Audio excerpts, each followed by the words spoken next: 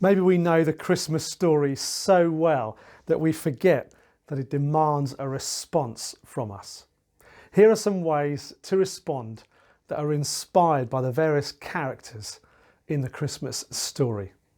First of all, worship. In Matthew chapter 2, the wise men tell Herod, "We have come to worship him." Jesus was worshipped as a baby before he had done anything.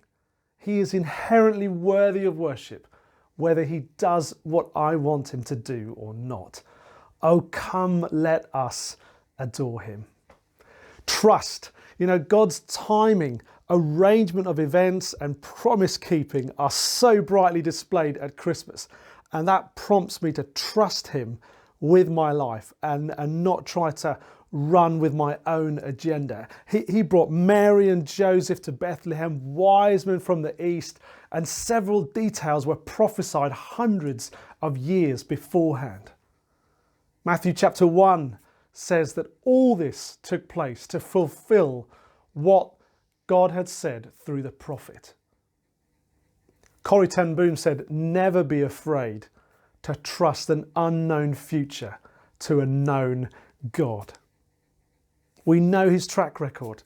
He is as in control now as he was when Jesus was born. Be humble. Philippians 2 tells us that though Jesus is in very nature God, he humbled himself. Though he has the name above all names, he was born as a baby and laid in a manger. There's no place for pride or arrogance in my life. Submit. In Matthew 2, we see that the wise men recognize that Jesus is a king. Herod didn't want another king on the scene. Naturally, none of us want anyone other than us ruling over our lives. Followers of Jesus recognize him as our king. We submit to him and take ourselves off the throne of our lives. As we sing in Joy to the World, let earth receive her king. Obey. Mary responded to the angel's message saying, "I am the Lord's servant. May it be to me as you have said." Is that my attitude to God's word to me? Is he waiting for me to say yes to what he's asked of me? Like Joseph, Mary and the shepherds, I have a part to play in God's plans, and that's amazing. But it's not about me, it's all about Jesus. Tell others. Luke 2 tells us that after the shepherds saw Jesus, they spread the word about him. Who are we going to share the gospel with this year? Love extravagantly, give generously.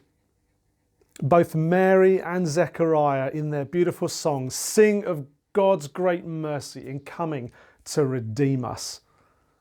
John 3:16 tells us that because of God's love for the world, he gave us Jesus. God's display of mercy and grace in the Christmas story gives us an example to follow. Who is in need around me? Who is God leading me to serve in some tangible way? So may we respond this Christmas in ways that are appropriate to the magnitude of the world-changing events that took place in Bethlehem.